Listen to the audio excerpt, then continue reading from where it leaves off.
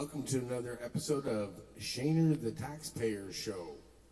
And welcome and happy St. Patrick's Day to all of you that celebrate.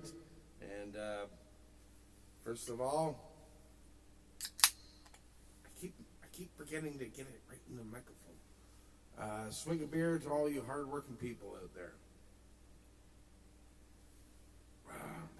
Turns out I really don't have a whole lot of green to wear. This is the worst shirt I ever bought. I bought this off of Temu because, I don't know, it looked good online. I call this my spearmint gum shirt. I don't know why I got it. It's very thin. It's nice in the summer. Like when it's really hot, I can put this on and not sweat to death, but it is fugly. But it's got green and kind of fudge these as shamrocks, I guess. I don't even know what plants these are. Could be cannabis for all I know. So what else have I got that's green? I've got, where's my lighter? I've got a menthol cigarette. Yeah, I know. You're not supposed to smoke these, right? You can get them in certain areas. The big companies are banned from doing them. But, there's some indigenous shops that you can still get them at. I used to smoke menthols years ago, all the time. What was it, Craven menthols or something? And my mom used to smoke Benson and Hedges menthols, the big 100 ones. They're good. They make your breath smell good. What else have I got that's green? I've got a left-handed cigarette. That's green, right? That's green. And this bottle that I got before Christmas for special occasions. It's not a sponsor. It's Crown Royal, but it's apple. It's green apple. So that's green. I don't think I got anything else that's green. No, that's it. But I'm gonna start the show off with a toast from my favorite politician, Pierre Poilievre.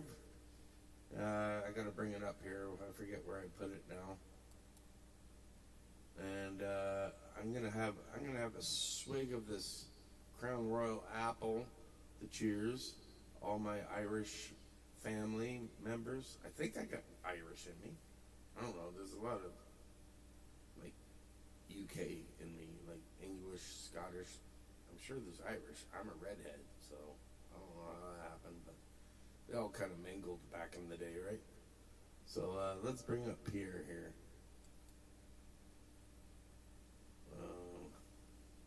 Is this the right video? Yeah, he's raising a toast to our Premier Mark Carney, or Prime Minister.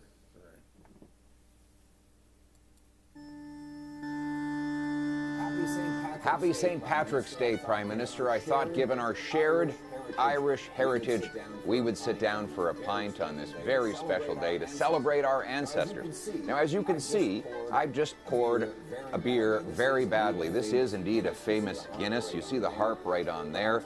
But on top is a lot of foam and not much beer.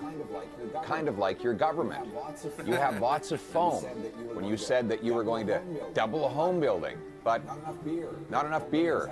Home building's actually down 15%. Lots of foam when you said you were going to build major projects, but here we are, not much beer. You haven't approved a single pipeline, not for oil, not for gas, and not even a pipeline for beer. And then you said that you were going to make life more affordable, more foam again, because our grocery prices are rising the fastest in the G7, and we've got 2.2 million people lined up at the food bank. And then you said you were going to spend less. That too is foam. You've doubled the deficit and given us the biggest spending outside of COVID in over 30 years. And by the way, when you spend all that money, you cause inflation. What is inflation? It is when the prices foam up, they inflate, and they get higher and higher, and people pay more and more. So it's this St. Patrick's Day. I'm hoping that you will have the luck of the Irish and turn it around and have a beer without so much foam. And how do you do that? Well, you have to get back to the substance of the drink, my friend. We have to focus on getting things done. Get the government out of the way by removing all taxes on home building so that we can build houses for our youth. Remove all the liberal laws so that we can clear the way for pipelines to be built. Cut the bureaucracy, the consultants, the corporate welfare, the foreign aid, the handouts to fake refugees, to bring down our deficit and to have a strong money that buys good things for our people. That is how we have more beer and less foam. And with the luck of the Irish, we'll all be better off. I think we can both drink to that. Happy St. Patrick's Day, Mr. Prime Minister.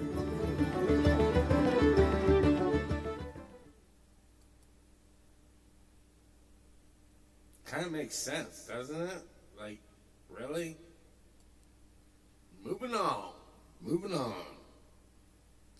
So today I did a little bit of prep work, and I actually stole a whole bunch of information off of it was this guy Brian Lilly, who's a well-known and respected Toronto Star columnist, and he has his own podcast. And I totally stole all the information from him, and I wanted to share it here because I'm totally blown away by a bunch of the information. So his podcast was basically what this podcast is going to be about, is regurgitating basically what he said, why our food prices are so high. So this is for the 3 people that actually watch this show that don't watch his show. So inflation rose 1.8% in February. The gas prices were down, so that helped. Now, March, the gas prices are already up 20% so far, and food inflation is up more than 4%, and up 7% if you buy at restaurants. So don't eat out, right? Grocery bills are up 30.1% over the past 5 years. In 5 years' time, it's gone up over 30%.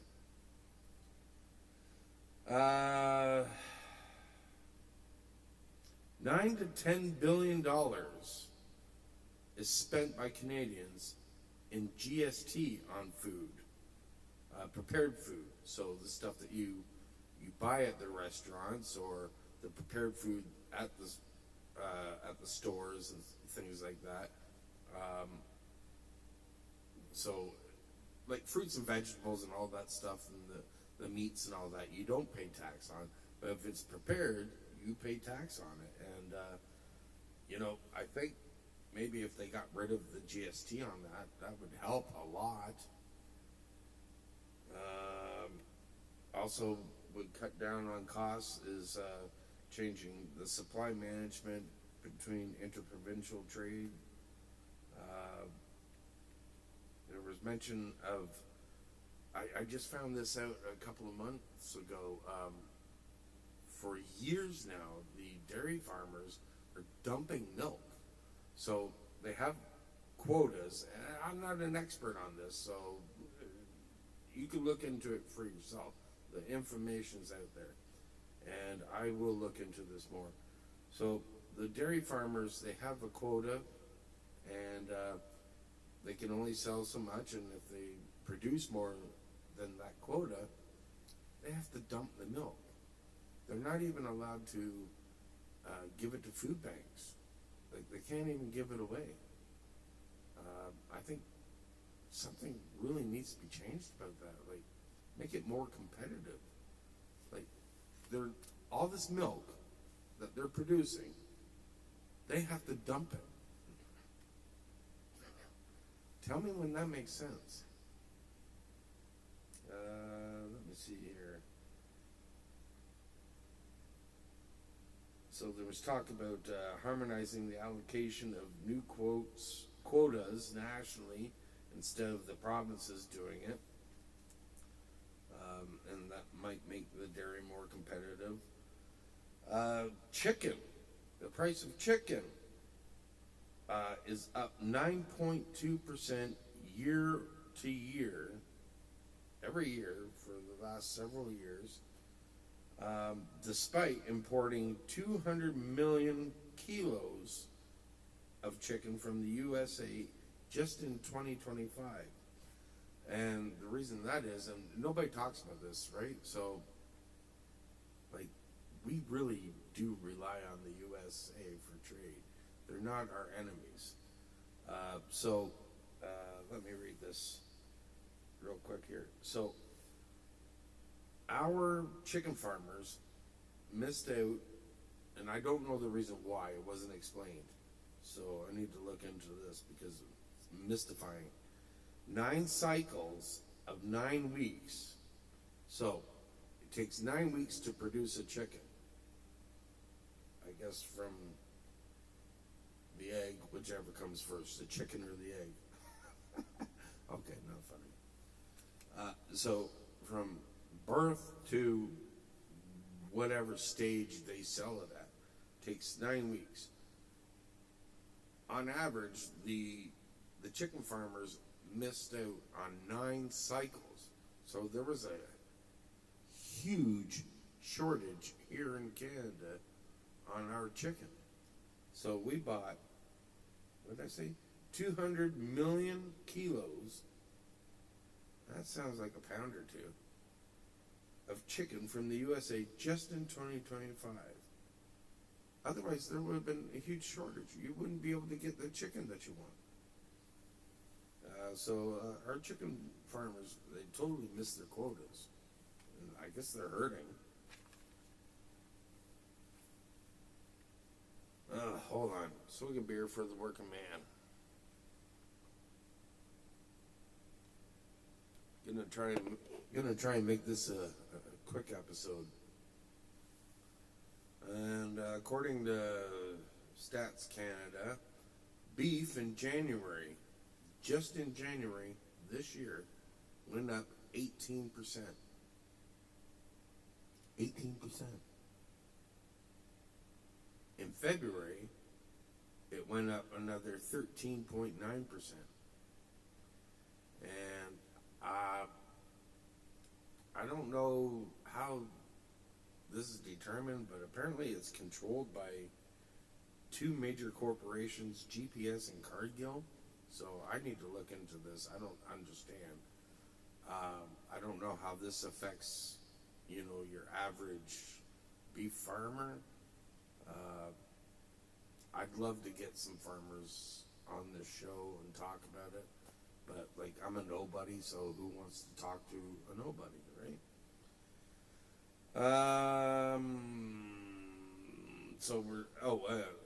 Pork along with chicken has gone up 9% year over year. So this is just astronomical. So, and right now, so that's all the meat produce, right? So 40%, the average person, the average family spends 40% on what they spend on groceries on meat. Protein, but I know you can get proteins other way, but on meat. So that's the average family, 40% of their grocery bills throughout the year. And it's gone up by all these high percentages. I don't know, it's getting ridiculous. I don't know what can be done about it. However, there is the industrial carbon tax that does not help the farmers or the truckers, the people that ship the food. Just between Ontario and Quebec, there's 1,200 trucks going back and forth daily with fresh foods. Your produce, your vegetables, your legumes, and your meat and and all that stuff. And right now, what is it? This is a good thing I make notes because I'm lost without my notes now. So right now, as it stands, the cost of the carbon tax, the industrial carbon tax, is $95 per metric ton.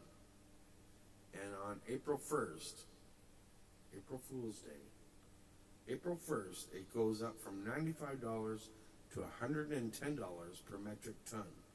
And this affects fertilizer and machinery. From what I understand,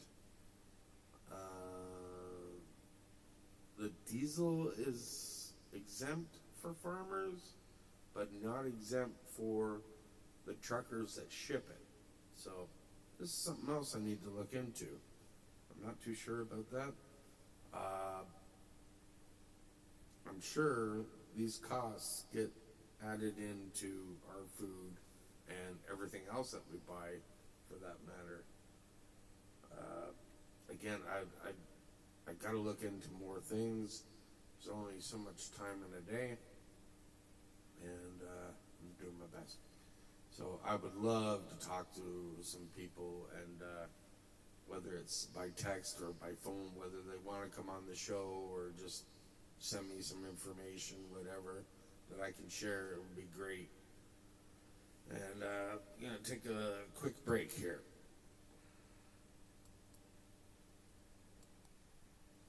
And we're back. You didn't know I was gone. And I remembered this time. Swig of beer for the working people out there.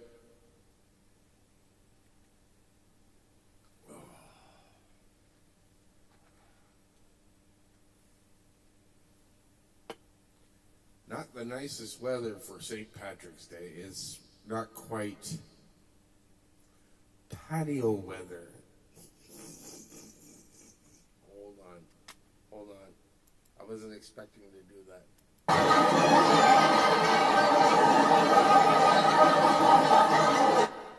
Impromptu Mr. Roper there. So, all right, here we go. I better make this a little bit smaller so I'm not center of attention. So my man, Pierre Poilievre, who should have been Prime Minister, was way ahead last year and blew it. But anyways, everybody bought into Trump bad, Carney good. Carney not good. Trump still not good, but anyway. Poilievre's finally down in the States trying to make some deals and make some inroads on making deals, possible deals that Carney just doesn't seem to give a crap about.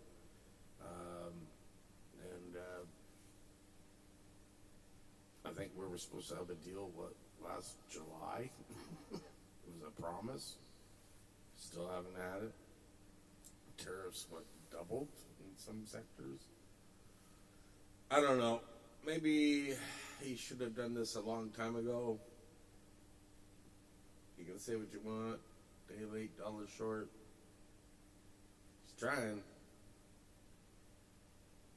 This guy should have been Prime Minister. He should be in the future. Carney is slowly stealing a majority with backroom deals and people crossing the floor. And I say all the power to you, Carney. Go for it. Because in the end, if you have a majority, there's no more excuses. It's all on you. You have all the power. You have nobody else to blame. You can't blame Poilievre. I'm pointing at him right now. That's what I'm doing. You can't see it, but I am. You can't blame the Conservatives. You can't blame anybody else but you. It's all on you. You can't say the Conservatives are blocking everything, even though they're going along with most things that you're doing that they even don't want to go along with.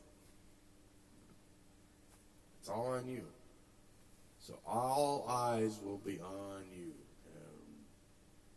Why are we paying? What did I quote?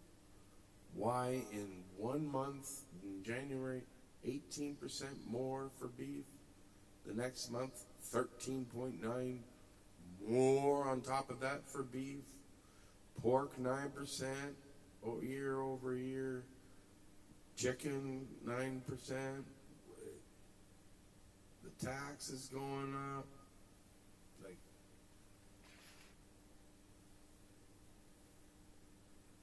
all these promises, all these MOUs, traveling around the world. There's been over 30 trips of this guy taking this gas-guzzling jet and spending hundreds of thousands of dollars on food just to eat on this fucking jet. And we're okay with that, I guess. And, you know, signing make-believe agreements. Nothing really written down. MOUs. They really don't mean anything. They don't amount to a hill of beans. But sounds good, looks good. But if you really cared about the environment, why don't you just stay in your office and do these private calls, video calls, you know? We have Zoom meetings now. Do it. Why do you have to be everywhere? Why are you in the UK right now? And it just so happens you send everybody away, your media and all your attachment away as Brookfield does a huge merger today. Coincidence? I don't know. Anyways, I'm on one of my tangents. I want to end this. What am I talking about? Where am I? Sorry. I get lost in my thoughts. Anyways, let's end this soon, because I got some jokes to do. Oh, yeah. So, that's where I was. Paddy'S down in the States, and he's meeting and greeting with people down there, the business people, politicians, leaders. This video speaks for itself. Listen very carefully.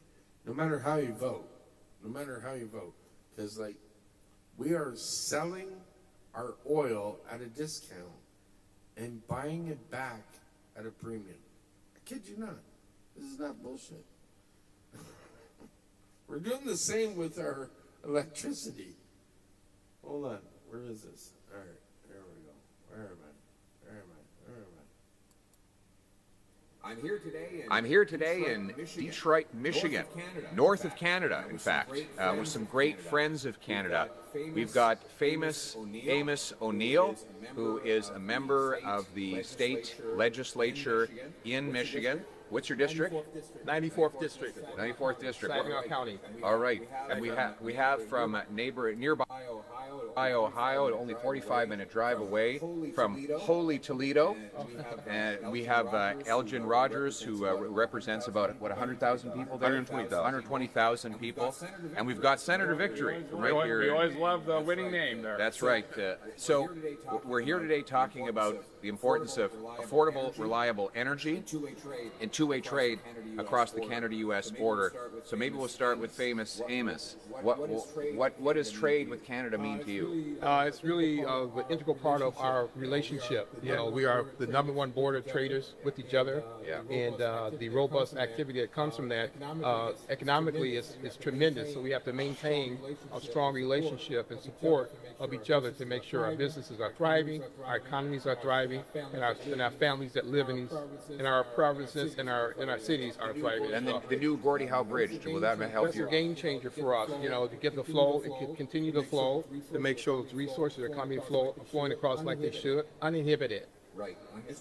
I'm just going to stay in Michigan for a second here with Senator Victory, and then we'll go to Ohio. So tell me about you're a farmer. You're a farmer, and you understand the importance of goods moving back and forth, fertilizer, fuel, 100%. food. Tell me about that. Canada and the United States, we can work together to feed the nation, the world. We could be the breadbasket of it there. You have those precious resources, the rare earth minerals there, potash, all these things. We combine that in our fields and our manufacturing too. And we got some lithium battery manufacturing in my district too. And we need those rare earths that you have in your area. And we combine that. It should be the whole American manufacturing component, and we can work together. We can do amazing things. Well, we've got 10 of the 12 NATO-defined defense minerals are found in Canada. We want to build up a reserve of that so that, God forbid, if we're ever in a war, we and our allies, which of course includes the United States, will be able to use those minerals to defend ourselves. And from minerals to energy, your district has a major Canadian presence with Synovus, having assets and facilities that employ how many of your constituents? Over 50% of the folks in my district work for Synovus in Oregon, Ohio. 50% just in that part of your district? In that part of my district. Okay. Come from the city of Oregon. And what do they do for Synovus? A Calgary company? Calgary company, well, some of them are electricians, some of them are steel workers, many of them we have U.S. Steel that work inside the refinery, and one of the things I think that's fascinating about this relationship is that we buy the oil at a deep discount and sell it back for 3 times as much. Don't remind me. We refine it. Why are you reminding me of that? Because you all have the capacity, and we have a great relationship. And these products go. The refined oil goes into many various products that many people don't know: asphalt, shingles, and all these other things. Elgin has just hit the nail on the head because we have not built enough pipelines to tide water in Canada. We are now selling our petroleum products to the United States at enormous discounts and then buying it back at a premium. Now, I don't blame our American friends for doing that. I mean, but ultimately, when people talk about how Canada has a trade surplus with the U.S., it really is because we are exporting so much low-cost oil and gas to the Americans, who are able to turn it around and make a profit and pay bigger paychecks. Now, for a full disclosure, we're trying to get more pipelines built to the coast so we can get higher prices for our product. But in the meantime, we also value the fact that America is our biggest customer, not just of energy, but of everything else. So, and also, Synovus is one of the largest energy producers in the state of Hawaii. The largest which? Producers of energy, producers and consumers of energy. So this is a great partnership, and we actually met at the Calgary Stampede, where Elgin was welcomed, and I think he was even presented with a hat. So he is now rodeo royalty in Alberta, and we want to keep the business relationship going.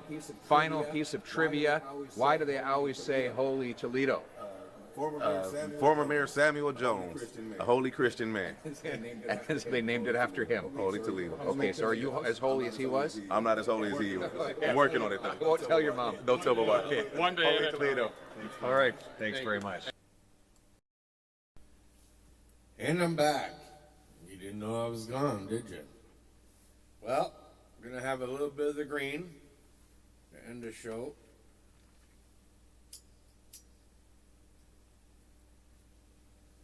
This is supposed to be, what do you call it? Sativa and CBD balance. What do you call that? A balance. I don't know. There's another word for it. 50-50 or some shit like that. Trying to see if this helps with the shoulder injury and the arm that I had cortisone shots for, and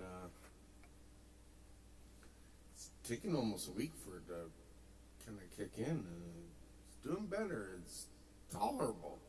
It's gone from like I want to fucking die to okay, I can live with this. So turn this week. It's green. I don't smoke a lot. I don't even know how people really do this all day long. I'm sorry, I should be talking to the microphone because people can't hear me. I don't understand how people smoke this stuff all day long. I keep business hours. No, it's legal, and I've got prescription for it all. Like, I'm allowed to smoke my brains out all day long, all night long if I want to. It's legal, and I got the recs from the doctors and stuff, but yeah, I just don't know how people function. And then they get behind cars and the wheel of the car, and they get behind machinery and try and function in society. Not me, man. I can't do it. No. After hours, like in the evenings, yeah. When I got no responsibilities, sure. I don't judge people, but I really don't know how people do it.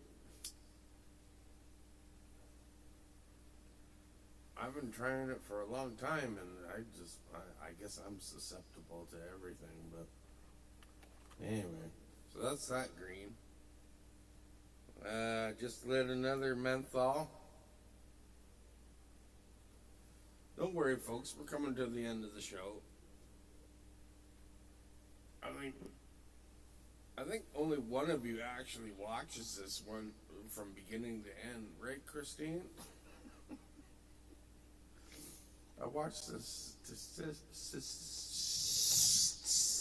statistics on my channel, and it's like people average like 1 to 3 minutes.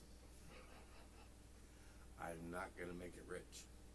Another little swig of the apple plum Crown Royal.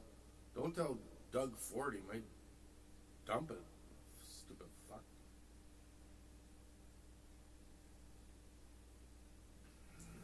I don't do hard alcohol often. It's harsh. Makes me an asshole too.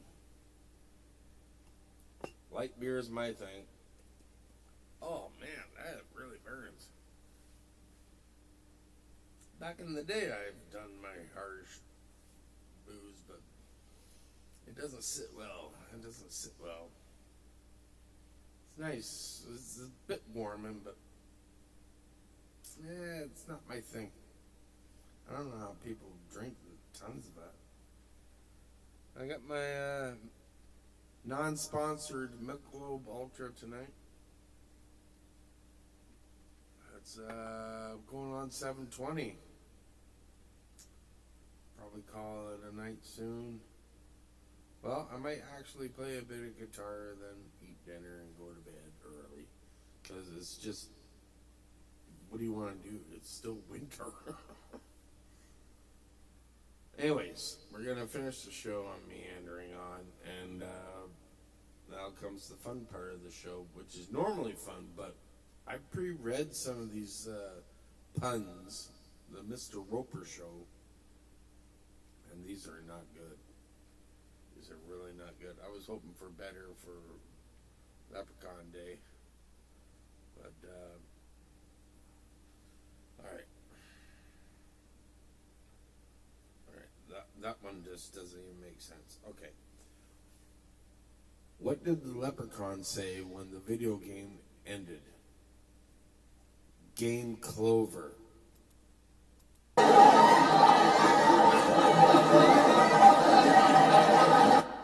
don't get it. Okay. Oh, these are just awful. These are not even clever. What do you call a frog that jumps into a pot of gold? A leprechaun.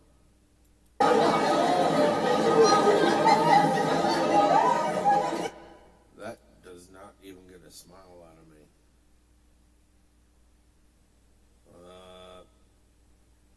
I guess I need to know some history on this one.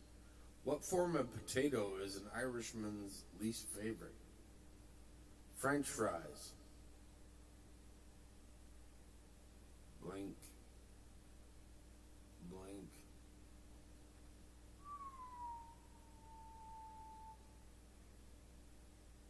Okay, maybe this one. These are the worst. I should have looked something up earlier in the day. What type of music do leprechauns listen to? Sham rock and roll. Oh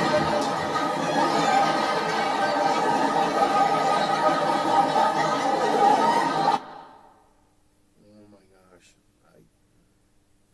I might have to have some more of that green smoke.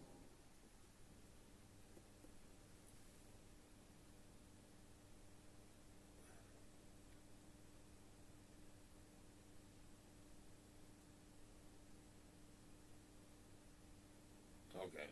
Alright. I'm tapping that after this. This drizzling shits. Not. I was hoping for a lot better for St. Paddy's Day. Alright. This one's making me chuckle, kind of. So, we'll end it on this one. Where can you always find gold? In the dictionary.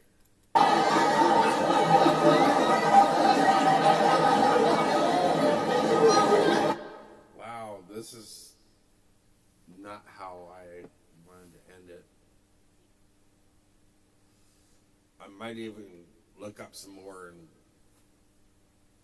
do another ending. This is bad. Anyway, wow, this ended on a bad note. Oh, good Lord. How do I save myself? Could have been the whiskey. Might have been the gin.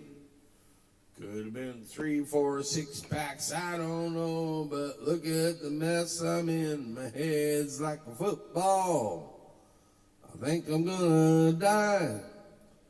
Could have been me, oh my. Wasn't that a party? I actually woke up in the middle of the night to go to the washroom and I had that song in my head. I guess I knew subconsciously that it was St. Patrick's Day because I'm like,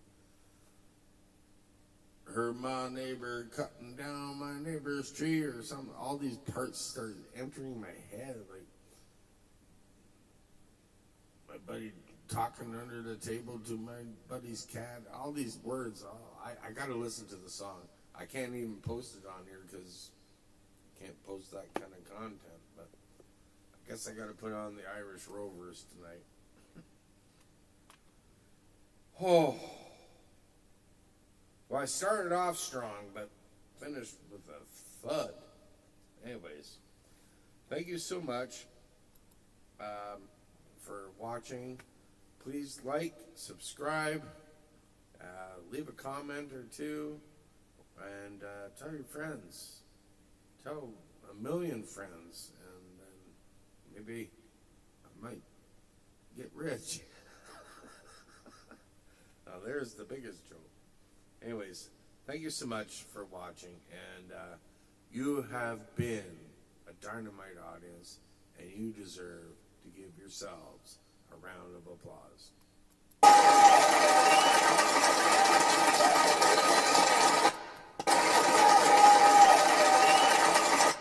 Thank you. Until next time. Oh, I had the big out there and I forgot to hit stop.